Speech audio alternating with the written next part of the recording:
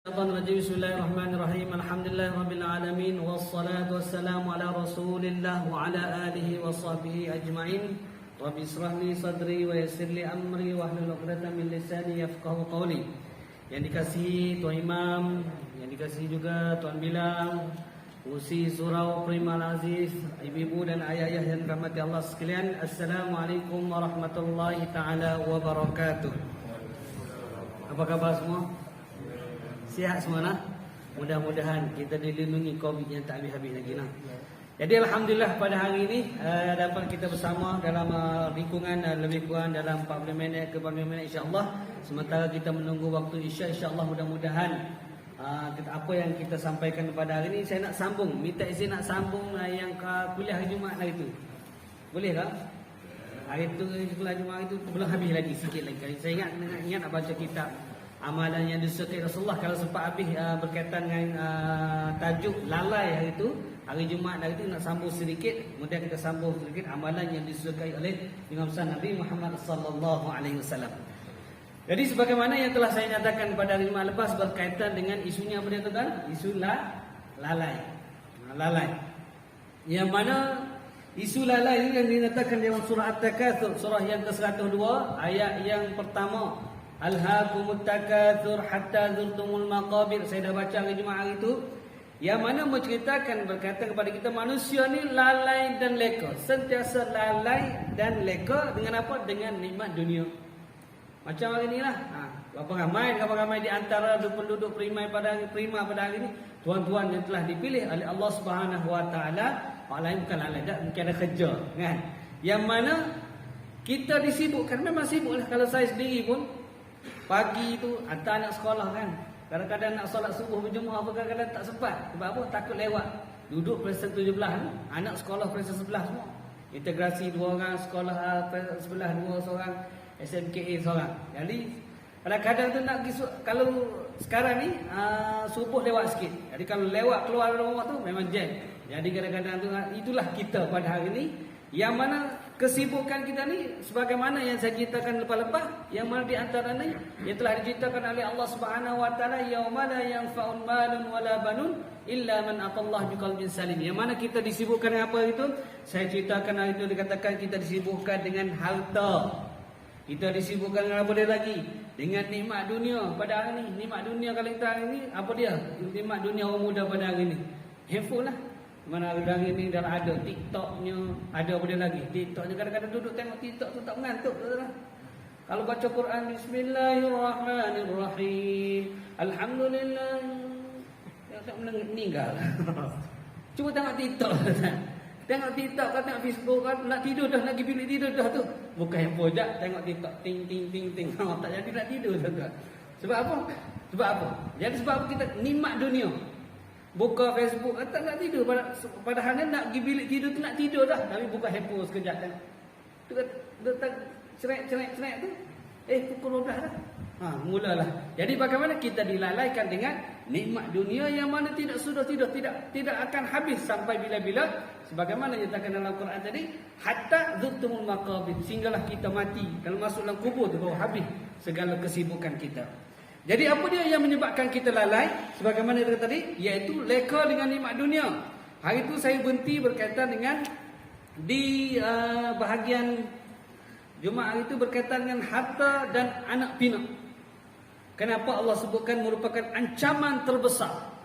Ancaman terbesar terhadap jiwa manusia kerana ia boleh menguasai perbuatan kita. Kenapa dikatakan harta dan anak? Dia tak sebut anak dulu baru harta. Nak bagi tahu kepada kita pada hari ini sebagaimana di dalam surah Al-Munafiqun. Kalau tuan-tuan tengok ayat yang ke berapa, saya nak tengok sekejap. Ya ayyuhallazina amanu la tulhikum amwalukum wala auladukum an dzikrillah wa man yaf'al dzalika faulaika humul khasirun. Yang mana Allah Subhanahu Wa Taala telah berpesan kepada kita, surah Al-Munafiqun, yang mana wahai orang yang beriman, ya ayyuhallazina aman. Allah kata, wahai orang yang beriman, janganlah kamu, la tulhiku amwalukum, jangan kamu dilalaikan oleh urusan harta benda kamu. Dan apa lagi? Dan anak pinak kamu daripada meniati Allah yakni dengan menjalankan perintahnya. Dan ingatlah, sesiapa yang melakukan demikian, mereka itulah orang-orang yang rugi sebenarnya. Rugi sebenarnya bila mana kita disibukkan dengan harta. Hari ini duk bilang harta, sebagaimana saya katakan sebenarnya Jumaat itu, harta berlipat-lipat, nak duit berlipat-lipat, rumah bertingkat-tingkat, apa dia lagi? Kereta berkilat-kilat, bini sampai 4, nak mari solat pun tak sempat. Jadi sebab apa? Disibuknya dengan harta. Duk bilang harta tak habis-habis. Bila mana suami minta sumbangan, rasa sayang pula nak bagi sumbangan kepada suami dan sebagainya. Bagaimana tadi? Disebabkan harta tadi kita kita rasa sombong dengan Allah Subhanahu Wa Taala. Disebabkan dengan harta tadi kita tidak menyahut seruan azan yang berkumandang Allahu Akbar, Allahu Akbar. Kita masih lagi duk bilang. Yang niaga dia masih lagi duk bilang duit berapa untung ni, berapa untung ini. Kalau yang apa ni, yang duduk pasar raya duduk masih lagi duduk pusing pasar raya, tawaf sana tawaf sini, tak habis-habis lagi lah sekali. Lepas tawaf habis, tawaf alamanda tu pergi apa ni, pergi tahlul di ATM, buat apa habis duit lah, tak habis duit lah. Dan duduk habis sebab duduk sibuk dengan harta. Disebutkan dengan harta, yang mana disebabkan harta tadi kita semayangnya lewat. Sebab apa? Kerja tadi kita sibuk dengan kerja. Sebab apa? Nak cari OT macam-macam, tak sampaikan. Solat pun kadang-kadang apa ni, cucuk panggil. Dia panggil asal sekali Assalamualaikum, sedaya Assalamualaikum tu asal masuk. Sebab apa? Dia sibuknya dengan urusan dunia, sibuknya dengan urusan harta, sehingga kan dia lupa tanggungjawab sebagai hamba Allah Subhanahu Wa Taala. Sedangkan kita atas dunia ni, Allah Subhanahu Wa Taala dah pesan kepada kita bahawa kita atas dunia ni sehebat mana pun kita, yang pangkat, darjat, kekayaan pun, yang mana yang mulia di sisi Allah ialah inna akramakum indallahi atqakum. Sesungguhnya orang yang mulia di sisi Allah Subhanahu Wa Taala ialah orang yang bertakwa. Orang yang bertakwa ini ialah orang yang sentiasa dalam bahasa yang ringkas dan mudah buat yang apa Allah suruh, tinggal yang apa larang. Apa yang Allah suruh kata dunia ni? Kalau kita tengok, kalau mana di antara apa yang di antara dibinanya asas Islam, bunyan Islam ala khamsin. Dibinanya Islam ni atas 5 rukun Islam. Yang mana di antaranya yang kedua ialah berkaitan dengan solat 5 waktu. Kadang-kadang kita tak ambil berat solat 5 waktu. Kadang-kadang solat 5 waktu pun duk mikir lagi. Oti dah masuk belum? Buat apa bergaji? Duk fikir dia. Takbir Allahu Akbar tu dia mari dah. Duk melayan ni, dia kena gangguan. Gangguan dengan apa? Duk sibuk fikir. Oh, tadi pergi Petronas tadi rasa tak cukup dia bagi dah. Dia fikir-fikir. Masa bayar minyak tadi tak telitah, tapi time semayang dia telitah. Bagaimana tadi, subhanallah, Allahumma salli ala Muhammad, yang mana kita hari ini di otak kita telah diganggu oleh syaitan dalam solatnya baik. Bagaimana kita di atas dunia hari ini, sebagaimana dinyatakan dalam oleh ulama menceritakan bahawa kenapa disebut dalam Al-Quran tadi harta dahulu baru anak-anak. Yang bagi tahunya kadang-kadang kita terlampau sibuk mengejar harta, lupa tanggungjawab kita sebagai seorang pemimpin di rumah kita. Kadang-kadang sebab sibuk nak hantar anak sekolah, tak sempat nak pergi solat subuh berjamaah. Kadang-kadang sibuk nak pergi kerja, sibuk apa dia lagi? Sibuk kadang-kadang dengan urusan mengeteh dengan kawan-kawan sampai pukul 12, pukul 10, 12, balik lambat kadang-kadang sampai solat subuh. Sebab apa? Kita terlampau kejarkan dengan harta. Yang mana harta pada hari ini tidak bergunanya harta tadi, sebagaimana yang dinyatakan dalam Allah Subhanahu Wa Taala dalam surah Al-Baqarah, wa anfiqu fi sabilillah wa la tulqu bi'aidikum ila talukah. Wa infaklah kamu harta kamu jalan Allah, dan jangan kamu campakkan diri kamu ke arah kebinasaan. Sebab apa? Dengan harta tadi, sebagaimana dalam hadis Rasulullah, saya ingat satu hadis Rasulullah yang mana tidak berganjak kaki anak Adam ni, sehingga ditanya di antara 4 perkara ditanya ialah harta. Dari mana kita perolehi, ke mana kita belanja. Itulah dia tuan-tuan. Hari ini yang mana Allah telah bagi pesan kepada kita, surah At-Takatsur, surah yang disusun begitu cantik, surah yang 102, sebab tu surah Al-As dan surah lepas Al-As tu Humazah, yang mana berkaitan lalai. Orang yang lalai diceritanya siapa? Berkaitan dengan surah, berkaitan dengan rugi dan seterusnya, azab yang telah Allah ceritakan. Jadi satu susunan yang begitu cantik untuk kita ambil iktibar. Kenapa disebutkan harta tadi? Begitu juga dikatakan tadi sebab di dalam Al-Quran Di dalam Al-Quran, kalau tuan-tuan pernah baca, kalau ikut, kita kalau baca, kita kira tadabbur, yang mana di antaranya disebut sebanyak 26 kali. Yang berkaitan dengan amwalukum wa auladukum. Dengan harta dan anak-anak kamu. Disebut sebanyak 26 kali, yang mana secara jelas dua ini adalah satu ujian dan fitnah bagi kita manusia pada hari ini. Jadi bagaimana kita pada hari ini? Sebagaimana di dalam surah Al-Anfal, surah yang ke-8, ayat yang ke-28, Allah SWT berkata kepada kita, wa'lamu annama amwalukum wa auladukum fitnah wa annallaha indahu ajrun azim. Sebagai ketahuilah bahawa sesungguhnya amwalukum, harta kamu, wa auladukum, anak-anak kamu, itu jadi fitnah, dan sesungguhnya Allah, di sisi Allah ganjarannya begitu besar. Dan bagi tahu kepada kita kenapa disebut harta dahulu daripada anak. Jadi di sini ulama membahaskan bahawa kerana apa?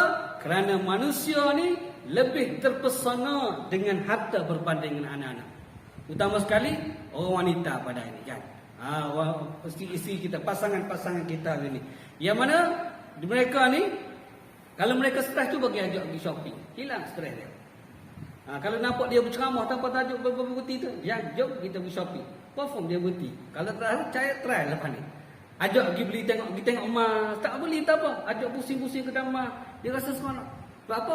Inilah wanita yang mana perhiasan dunia, dan begitu juga dengan kita pada hari ini. Kita lelaki suka apa? Suka tukar sport ring, tukar apa lagi? Suka apa ni? Kereta ni apa ni, taruh bumper dan sebagainya, macam-macam lah yang kita suka, kegemaran-kegemaran ke arah harta. Sebab itulah dalam Al-Quran tadi dia sebut harta dahulu. Kenapa? Kerana manusia ni lebih terpesona dengan harta.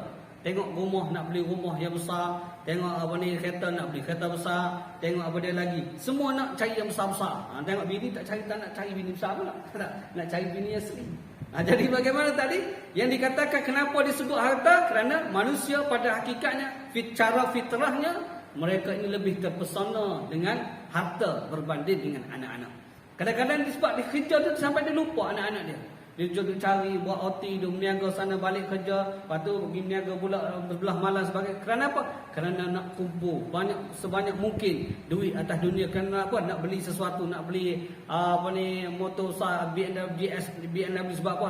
Sebab dia cita-cita dia nak memiliki motor tadi, berusaha sehingga kan dia lupa anak-anak, sehingga kan dia lupa tanggungjawab dia kepada Allah Subhanahu Wa Taala.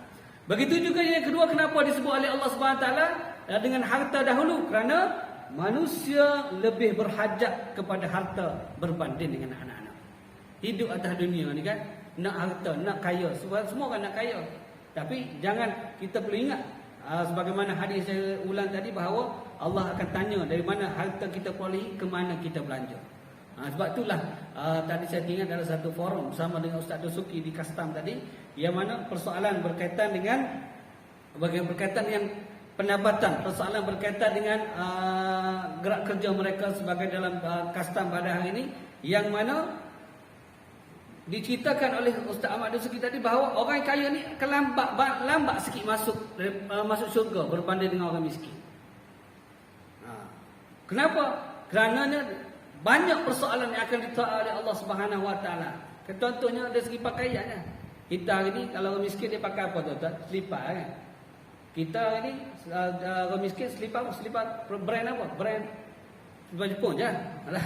Ada selipar lain. Kita kasut jenama apa? Adidas. Daripada mana Adidas tu? Pakai Adidas, tapi nak untuk apa pakai Adidas? Dia nak suruh selesa, tapi pergi surat tak pun. Baik yang pakai lipat Jepun tu. Sebab tu di antara hujah Ustaz Dosuki tadi bahawa orang kaya ni sekiranya harta yang dia ada menyebabkan dia lalai daripada mengingati Allah Subhanahu Wa Taala, maka orang kaya ni lambat sedikit masuk syurga berbanding dengan orang miskin. Contohnya di rumah kita.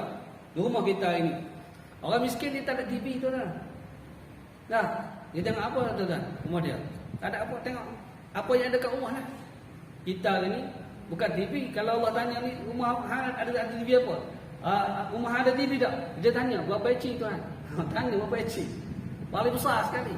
TV ni, adakah dengan TV tadi kamu semakin dekat dengan Allah? Lagi Jadi persoalan tu banyak. Kalau orang kaya pada hari ini, sebab apa? Sebab itulah disebut dalam Quran tadi bahawa orang disebut dalam Quran tadi harta dahulu berbanding dengan anak. Sebab apa? Secara fitrahnya manusia ni lebih berhajat kepada harta berbanding dengan anak-anak. Tak ada anak tak apa, janji ada rumah besar. Tak ada anak tak apa, janji ada kereta besar. Tak ada rumah, tak ada anak tak apa, janji kita segala apa yang kita nak ada atas dunia. Itulah di antara fitrah manusia. Begitu juga di antaranya apa yang dikatakan oleh Allah Subhanahu Wa Taala, kesan daripada lalai tadi. Kesan daripada lalai kenapa? Di antaranya yang pertama diceritakan oleh para ulama, menceritakan bahawa di antara kesan kepada lalai tadi cenderung bila mana kita terlalu lalai dengan nikmat dunia, bila mana kita terlampau cinta dengan harta, bila mana kita terlampau sibuk dengan urusan bekerja dan sebagainya, sehingga kan kesannya kepada diri kita dan jiwa keluarga kita cenderung kita akan lebih cenderung untuk apa? Untuk kita ambil harta golongan-golongan yang lemah. Sebab itulah ada di kalangan masyarakat kita hari ini sanggup menggunakan anak yatim untuk kutip apa? Kutip sumbangan. Ada berlaku dalam masyarakat kita. Sanggup gunakan anak yatim untuk apa? Kutip sumbangan. Dia guna anak-anak yatim ni, dia hantar ke tempat taman-taman. Cukup masa dia mari kutip. Ini sebab apa? Dia terlampau cintakan, terlampau nakkan duit terlalu banyak, sehingga kan dia gunakan juga nama mahak tahfiz dan sebagainya semata-mata untuk apa? Untuk ambil sumbangan daripada orang ramai. Sebab orang kita ni bila mana sebut anak yatim mudah dia bagi sumbangan. Jadi kalau kita sebut ni kita hari ni kita anak yatim datang ini dia bagi duduk tisu dan sebagainya, kadang kita mudah tersentuh. Sedangkan ada orang yang sanggup menggunakan anak yatim ni bila mana sebab tadilah sebab dia terlampau cintakan harta, terlampau dia cintakan kerana keduniaan, hubbu dunia dia melebihi dari cintakan akhirat. Sebab apa? Dia lalai dengan nikmat yang telah Allah berikan kepadanya sebagaimana ujian kepada kita semua. Di antaranya juga ada lagi di antara kesan orang yang lalai dan leka dengan harta ni, yang kedua, sanggup ambil rasuah. Sanggup ambil rasuah. Kalau kita tengok banyak isu-isu yang berlaku dalam sejak akhir dalam negara kita ni, macam-macam lah. Rasuah melibatkan kepimpinan, melibatkan pejabat awam, melibatkan agensi swasta dan sebagainya. Kerana apa? Kerana mereka ni terlampau letak dunia tu letak di hati, bukan letak di tangan. Tapi kalau kita sebagai orang beriman, dunia ni ada letak di tangan. Bila mana perlu baru kita ambil, tak perlu kita buang jauh-jauh. Kalau letak di hati, bila mana kita tengok orang kaya, dia bila tengok kita orang pakai welfare, kita nak pakai welfare juga. Bila tengok orang makan motor besar, kita nak pakai motor besar. Bila tengok isteri orang tu pakai emas sampai 2-3 penuh jarak, penuh lengan dan sebagainya, kita pun ingin nak beli juga dan sebagainya. Sebab apa? Dia nak segala-galanya, sedangkan dia tidak mampu, sedangkan dia tidak ada keperluan untuknya untuk beli, sedangkan dia nak kehidupan dia pun ala kadarnya, tidak mampu untuk hidup mewah. Tetapi disebabkan terlampau cintakan kepada harta tadi, terlampau lalai dengan nikmat dunia, sehingga kan dia sanggup mengambil rasuah, sehingga dia sanggup pecah amanah, sehingga kan dia menafi hak orang, sanggup menipu. Ini berlaku dalam masyarakat kita. Apa lagi di antara kesan leka dengan harta ni tuan-tuan, sehingga kan yang ketiga, melanggar segala nilai-nilai akhlak. Nilai-nilai akhlak, nilai-nilai murni, akhlak yang mana telah lahirnya akhlak yang keji. Akhlak yang keji seperti sombong diri. Kita tengok orang yang hebat dengan harta korun. Harta korun tuan-tuan, tenggelam harta korun. Kita hari ni buat pula program mencari harta korun. Dulu harta korun ditenggelamkan hartanya, tapi kita ini buat program cari harta korun. Dah, kalau boleh tak ambil iktibar dari segi kisah ibrah korun tadi. Jadi sebab apa? Bila tebuk korun tu rasa nak kejar, nak jadi orang kaya dan sebagainya. Jadi begitu juga di antaranya lagi bagaimana solusi kita nak elak daripada kita surah Al-Takatsur tadi menceritakan berkaitan orang-orang yang lalai, macam mana kita nak ubah sekiranya kita ni terlampau cintakan harta, sekiranya kita atas dunia ni terlampau sayangkan anak-anak, sekiranya atas dunia lagi apa dia lagi kita cintakan gerak kerja kita, sehingga atas dunia ni kita disibukkan dengan perniagaan. Bagaimana nak ubah sikap tadi daripada cintakan dunia kepada cinta akhirat? Ulama telah menceritakan kepada kita ada beberapa pendapat. Yang pertama, ubah cara berfikir. Ubah cara berfikir. Ubah bagaimana? Ubah cara berfikir. Letakkan sebagaimana contohkan tadi bahawa dunia ni adalah sementara. Dunia ni sementara aja. Sebab tu Nabi kita umat dia ni di antara 60 je tu. Lebih pada tu subsidi lah. Jadi kalau ada di kalangan kita pada hari ni dah 61 65, alhamdulillah yang keadaan sihat pada hari ni sebagaimana tokel kita pada hari ni, kebetulan kita rasanya yang mana ada kat sini juga pada hari ni, yang mana umur yang Allah bagi kepada kita kalau lebih dari 60 tu alhamdulillah. Sihat pula, dapat mari surau pula, subhanallah. Inilah di antaranya ubah cara berfikir bahawa dunia ini hanya sementara sahaja, adalah akhirat selama-lamanya. Sementara aja dunia ni. Pejam celek nak habis dah 2000 ni dah masuk 2021, dah masuk nak masuk puasa. Sekejap. Dulu Covid kita rasa baru rasa peristiwa Covid ni dah setahun lebih dah kita melalui Covid, dan insya-Allah mudah-mudahan kita doakan Covid ni berakhir. Hari ni berapa kes ni? Tak ada yang tengok. Berapa kes Covid? 1000 lebih lagi tak? Tak apalah, mudah-mudahan kita benar. Jadi bagaimana tadi solusi kita nak elakkan daripada kita elak daripada lalai dengan harta, dengan nikmat dunia, dengan anak-anak, dengan tugasan kerja yang kita tak habis-habis. Pertama tadi ubah cara fikir. Cara fikir bahawa bila mana kita ingat mati, insya-Allah kita akan tidak cintakan dunia. Sebab itulah kalau saya akan nikah mana-mana pengantin, saya akan baca macam talqin. Bila mana saya kata bila mana saya sebut Hamdan bin Muhammad, ya saya, wahai Hamdan bin Muhammad, usahlah kau takut dan gentar. Ustaz juga adalah makhluk Allah seperti anda. Jawablah dengan lidah yang fasih dan lancar. Debar pengantin tuan-tuan. Dia kata ini bertalqin bagi bakal pengantin. Sebab apa? Nak jadi pengantin bila mana kita ingat mati, insya-Allah kita akan jadi suami yang terbaik. Bila mana kita jadi isteri, bila mana kita ingat mati, insya-Allah kita akan jadi isteri yang terbaik. Walaupun kita rasa kita sihat hari ni, walaupun kita rasa kita masih lagi muda pada hari ni. Bagaimana yang imam kita buat salat ajak tadi, rakannya masuk hospital. Kenapa? Bila-bila masa kita boleh diuji oleh Allah Subhanahu Wa Taala dengan kesihatannya. Kali macam hari ni lah. Kadang-kadang kita sihat, kadang balik tu, kadang-kadang diuji oleh Allah Subhanahu Wa Taala. Ada di kalangan kita kena stroke tiba-tiba, ada di kalangan kita rebah jatuh dari bilik air dan sebagainya, bertemu dengan Allah Subhanahu Wa Taala. Tadi ada satu orang hebatlah, orang bisnes besar di kalangan itu. Dia punya tadi anak dia call saya, Ustaz, ayah ni dalam di ward lah, jadi nak minta tolong standby kalau boleh nak tanam di Putrajaya, macam mana nak urus sebab kan nak bagi tahunya bahawa kenapa dia kata tiba-tiba dia sakit dan sebagainya.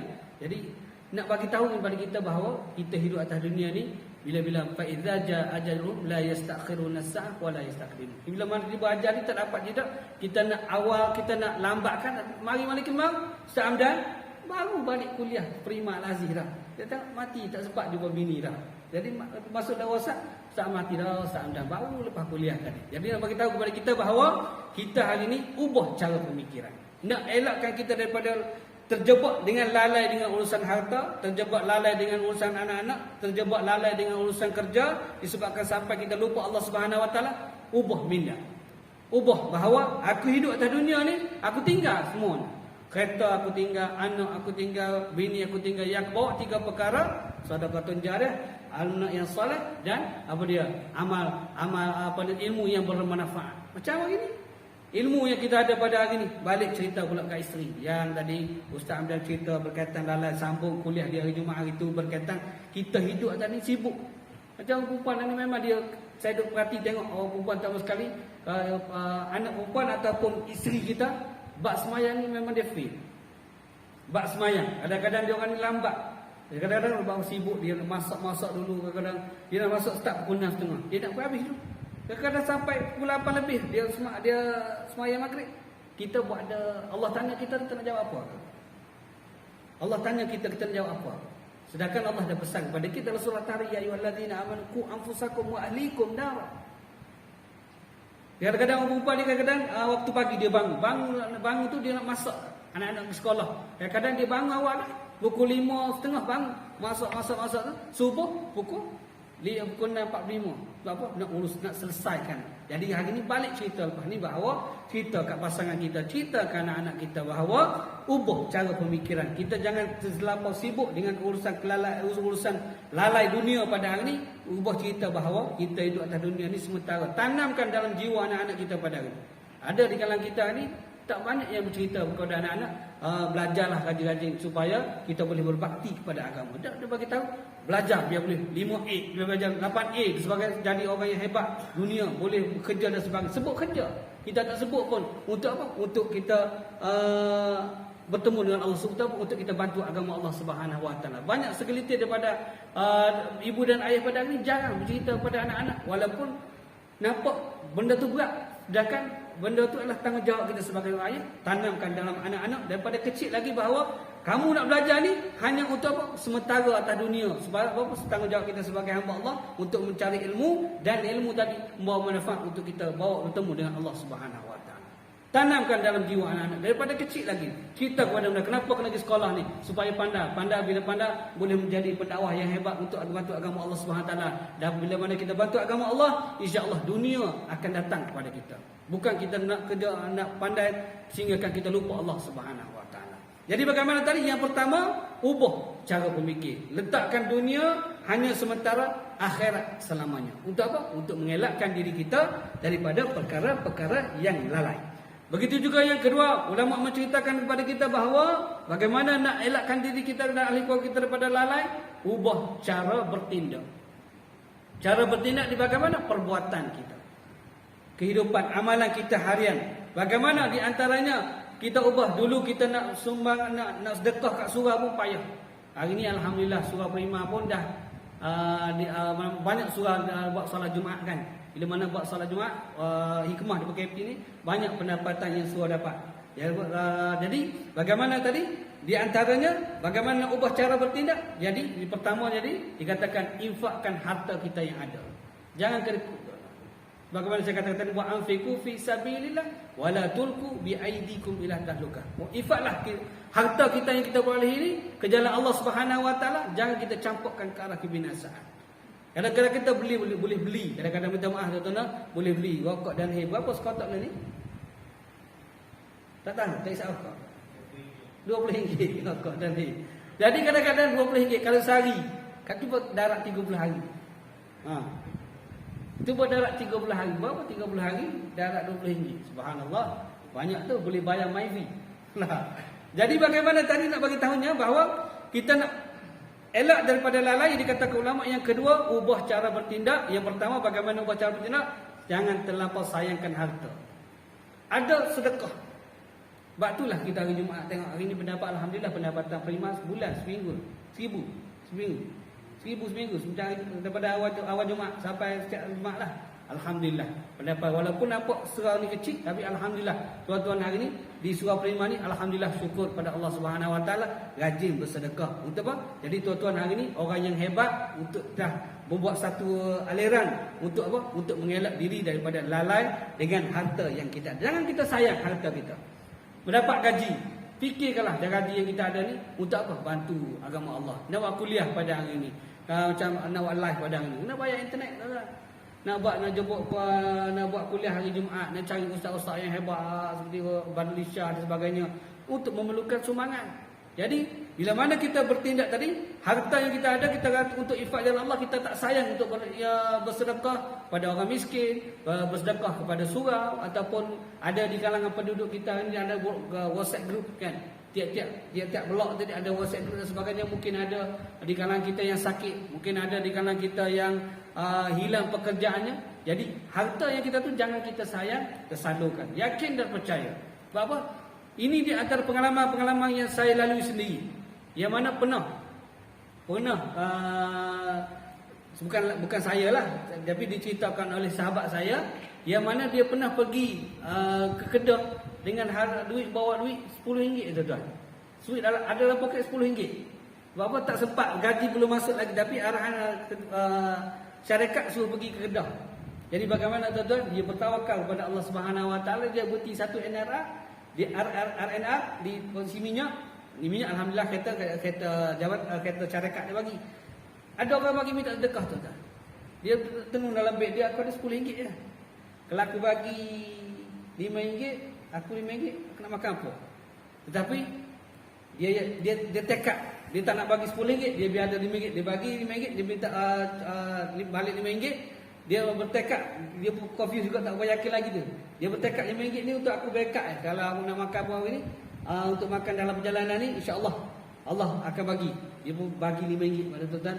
Jadi alhamdulillah sampai ke Kedah, makan minum dia terjumpa dengan sahabat dia, subhanallah. Di sana 2 hari dia duduk Kedah tu makan free, subhanallah. Hari kedua gaji masuk. Syukur alhamdulillah. Dia bercerita kepada saya berkaitan pengalamannya bila mana dia berinfak kepada jalan Allah Subhanahu Wa Taala. Walaupun kadang-kadang dia confused je nak bagi 10 semua kan.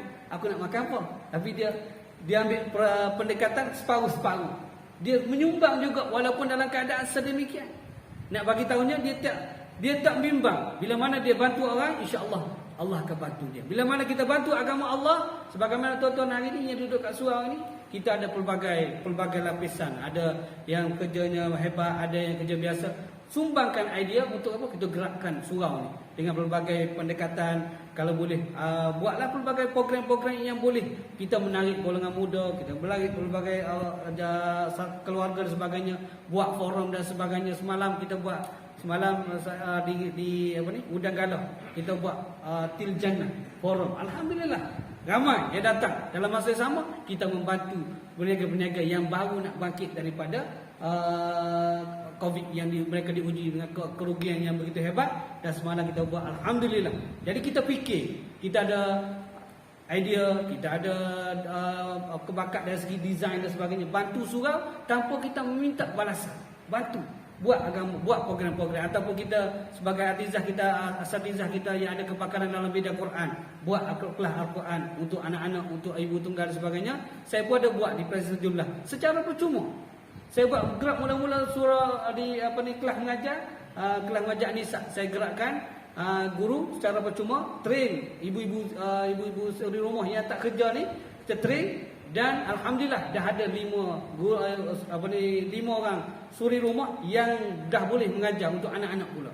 Jadi kita kembangkan secara percuma untuk anak-anak kita. Jadi kita fikir untuk apa? Kita fikir untuk agama Allah. Kita fikir aku di atas dunia ni sementara saja, jawatan yang aku ada, kelebihan yang aku ada, gunakan untuk apa? Untuk kepentingan agama Allah Subhanahu Wa Taala. Mudah-mudahan dengan aku tolong agama Allah, Allah akan permudahkan urusan aku di akhirat nanti. Subhanallah. Jadi tuan-tuan dan puan-puan yang telah sekalian, apa lagi di antaranya untuk kita elak daripada lalai, kata ulama menceritakan kepada kita, yang mana yang kedua, ubah cara bertindak. Di mana di bawah ubah cara bertindak tadi, banyakkan bersedekah. Yang kedua, ubah cara bertindak, bersahabat dengan orang yang soleh. Bersahabat dengan orang yang soleh dan jauhkan daripada mereka yang melalaikan kita. Jadi kita hari ini duduk di perkampungan Prima ni. Jadi kita ada jiran tetangga, kita ada kawan-kawan kita. Jadi nak kawan pun carilah geng-geng surau. Jangan cari geng-geng apa dah? Geng-geng yang lara, jangan carilah. Geng-geng karaoke, geng-geng apa lagi? Geng-geng lara yang menyebabkan kita lalai daripada Allah Subhanahu Wa Taala. Kita fikir sendirilah. Yang mana kalau boleh nak ubah cara bertindak tadi, cari sahabat, cari rakan-rakan kita yang kaki surau. Bila mana kaki surau, kita ingat, jom kita hari ni. Mana hari ni? Pergi surau, lepas surau mana? Ngetel pula. Dulu geng ngetel, tapi kita ubah. Dah geng ngetel tadi, ajak pergi surau. Dia habis surau, baru pergi ngetel pula. Jadi kita letakkan akhirat di depan, dunia di belakang. Cari rakan-rakan kita. Kalau dia cari geng motor, boleh geng motor, tapi geng motor yang mengajak kita ke arah dekat dengan Allah Subhanahu Wa Taala. Untuk bila mana right juga, right tul jannah. Right juga, tapi tidak lupa tanggungjawab sebagai seorang suami dan sebagainya. Jadi ubah cara bertindak, iaitu dengan pertama tadi, infakkan harta kita ke jalan Allah Subhanahu Wa Taala. Yang kedua, bersahabat dengan orang soleh. Nak cari orang soleh di mana tu tuan? Bukan di tempat karaoke. Ni nak cari sahabat di tempat karaoke. Karaoke lah kita. Jadi kita nak cari sahabat mana? Carilah di tempat sungai sebagaimana tuan-tuan yang ada pada hari ini. Yang mana ada di kalangan kita ni macam-macam kategori umurnya. Jadi kita cari sahabat yang boleh membawa kita lagi dekat dengan Allah Subhanahu Wa Taala. Sebab apa? Saya begitu kagum dengan satu surau di Presiden 9. Dia pengurusi sendiri telefon kepada AJK untuk datang qiyamul lail. Subhanallah. Pengurusi sendiri, kalau imam tu tak sampai, dia sendiri jadi imam qiyam.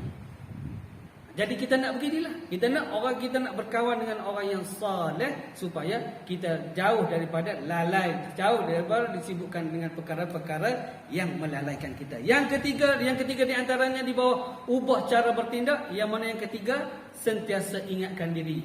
Sentiasa bermuhasabah diri, aku ini dah tua dah. Dah tua dah, umur 60 berapa dah? Dia dah 61, 62. Dah tua dah aku ni, dah tak lama dah Allah nak panggil dah. Aku ni dah tak lama dah. Jadi sedok berangan lah, benda-benda yang kadang-kadang halah. Dah tua ni kita sedari muhasabah. Sebab itulah lepas solat kita duduk istighfar 3 kali duduk muhasabah, ya Allah aku ini mana ni hari ni. Dah umur dah mencecah 70 dah. Kadang-kadang sakit pinggang, kadang-kadang gout pun ada, kadang-kadang darah tinggi, kadang-kadang sesak nafas dan sebagainya. Ini peluang. Bila mana kita ada muhasabah selalu, maka mudahlah kita isah, kita tidak terlalu dilalaikan dengan perkara-perkara, dengan disibukkan dengan perkara-perkara yang menjauhkan kita daripada Allah Subhanahu Wa Taala. Dan yang ketiga, yang keempat, cara ubah kita nak elak daripada lalai sebagaimana kata surah At-Takasur tadi. Yang keempat, ubah cara dalam bawah kategori ubah cara bertindak, yang mana sentiasa banyakkan ingat mati. Ingat mati, ingat sakit, ingatlah saat kau sulit. Dah, lagu apa tadi? Lagu apa? Saya pun tak ingat lagu tu. Nah, dia ingat mati. Orang kaya mati, orang miskin mati, raja mati belaka tuan-tuan. Tok Imam mati, saya pun mati. Bila mana kita ingat mati, aku malam ni tak tentu lagi tidur ni. Adakah boleh bangun pagi esok? Hajaknya nak kahwin seorang lagi. Tak, contohnya. Dia dah ada jumpa dah calon, tak sempat isi borang. Masuk mati dah Ustaz Hamdan. Dia baru kata nak isi borang nak nikah seorang lagi. Dia bagi tahunya kita bahawa kita nak banyak ingat mati. Bila mana ingat mati, kullu nafsin za'iqatul maut. Setiap yang benda hidup pasti akan mati bertemu dengan Allah SWT. Jadi bila mana kita ingat mati, malam ni balik tu kalau boleh minta maaf dengan isteri, minta maaf dengan anak sebelum tidur tu, amalkan. Jangan malam ni ya buat. Alah, kita tengok kenapa Haji Daud ni minta maaf dengan bini pula. Lain macam jalan. Jadi buat hebat. Kita nak jadikan dia sebagai budaya, jadikan dia sebagai apa ni, habit, sebagai perbuatan kita tu, ubah cara gaya hidup. Sebab apa? Bila mana kita ingat mati, kita boleh tahu pagi esok kita boleh bangkit atau tidak. Kita akan buat yang terbaik. Malam ni kalau boleh lakukanlah salat sunat taubat sebelum kita tidur dan sebagainya. Di antara amalan buat sunat witir. Praktik sekarang ni. Jangan bulan puasa baru nak praktik. Di bulan puasa baru nak praktik maka penat. Jadi hari ni di bulan Rajab Syaban Ramadan. Dah bulan Rajab Syaban, dah masuk Syaban ni tak lama lagi kita nak masuk Ramadan. Mending kita praktik. Kita praktik dengan sebaik mungkin dan kita baca doa Allahumma ballighna fi Rajab wa Syaban wa ballighna Ramadan. Kita minta doa dengan Allah Subhanahu Wa Taala supaya aku hari ni sampai ke bulan Ramadan. Tahun lepas Ramadan aku jadi imam interim. Tahun lepas aku jadi bila interim di rumah. Tahun ni insya-Allah doa, kita pakai doa, mudah-mudahan kita dapat solat di surau, kita dapat imarahkan kembali rumah Allah Subhanahu Wa Taala. Doa supaya Allah bagi peluang kepada kita untuk kita mengecapi Ramadan, bukan Ramadan terakhir buat aku pada tahun. Jadi kenapa? Kita ubah cara bertindak. Di antaranya terakhir tadi, banyak ingatkan mati. Bila banyak ingat mati, tak beranilah nak pergi karaoke lah. Bila banyak ingat mati, tak beranilah nak mengumpat ke orang. Bila banyak ingat mati, tak beranilah nak menyebar fitnah. Bila banyak ingat mati, nak tambah bini pun tak rasa, taklah kali. Tak pandai. Bila mana ingat mati, apa lagi? Semua kita nak, bila mana ingat mati, orang kita ni ingat mati, takut mati. Takut mati, kita buat persiapanlah dengan sebaik mungkin. Jadi itulah di antaranya. Dah masuk ke Isyak? Dah masuk dah? Tak sempat saya nak baca amalan yang disukai Rasulullah. Sambung tazkirah hari Jumaat itu. Jadi sekadar itulah saja di antara bagaimana tadi yang kita baca. Kalau boleh berpani balik baca kat rumah terjemahan At-Takasur, diceritakan berkaitan dengan lalai dan kaitkan dengan apa yang saya baca pada hari ini. Mudah-mudahan dirahmati dan diberkati Allah Subhanahu Wa Taala. Bismillahirrahmanirrahim. Alhamdulillahirabbil alamin. Wassalatu wassalamu ala Rasulillah wa ala alihi washabihi ajmain. Allahumma salli ala Muhammad wa ala ali sayyidina Muhammad. Allahumma ighfir lana dhunubana wa liwalidina warhamhuma kama rabbayana shaghira. Wa li jami'il muslimina wal muslimat wal mu'minina wal mu'minat al ahya minhum wal amwat bi rahmatika ya arhamar rahimin. Allahumma ya Allah ya Tuhan kami bermohon padamu ya Allah, Kau Maha mengetahui segala dosa-dosa kami ya Allah. Ampunkanlah segala dosa kami ya Allah, sama dosa kecil apatah lagi dosa besar ya Allah. Dosa sahabat andai kami, jiran tetangga kami, ibu dan ayah kami yang kami sayangi ya Allah. Allahumma ya Rahman ya Rahim, pandanglah kami dengan pandangan kasih sayang-Mu ya Allah. Anugerahkanlah keberkatan dalam pembelajaran kami sebentar tadi ya Allah. Anugerahkanlah kekuatan daya ingatan kami mengingati segala ilmu yang kami pelajari seingat Imam Al-Bukhari. Anugerahkanlah kefahaman kepada kami dalam kami mempelajari ilmu yang sepintar Sultan Muhammad Al-Fatih yang dikagumi. Anugerahkanlah kepada kami kekuatan untuk kami beramal dengan segala ilmu yang kami pelajari sebagaimana yang telah diajarkan kepada kami. Ya Rabbi ya Ilahi, kami bermohon padamu ya Allah, anugerahkanlah kepada kami semua kesihatan dalam keredaan-Mu ya Allah. Berkatilah kehidupan kami, berkatilah ilmu yang kami pelajari. Anugerahkanlah hikmah kebijaksanaan kepada kami dalam kami melebarkan risalah, dalam kami menyampaikan risalah dengan Nabi Muhammad sallallahu alaihi wasallam. Allahumma ya Rahman ya Rahim, pandanglah kami dengan pandang kasih sayang-Mu ya Allah. Walakah kami mengimarahkan surau ini ya Allah, kami mohon padamu, lindungilah kami semua dari COVID-19 yang melanda dunia pada saat ketika ini ya Allah. Lindungilah keluarga kami, jiran tetangga kami, sahabat adik kami ya Allah. Allahumma Rabbana atina fid dunya hasanah wa fil akhirati hasanah wa qina azabannar. Wa sallallahu ala sayyidina Muhammad wa ala alihi wa sahbihi ajma'in. Walhamdulillahi rabbil alamin. Qabalallahu minkum. Sekian, assalamualaikum warahmatullahi wabarakatuh.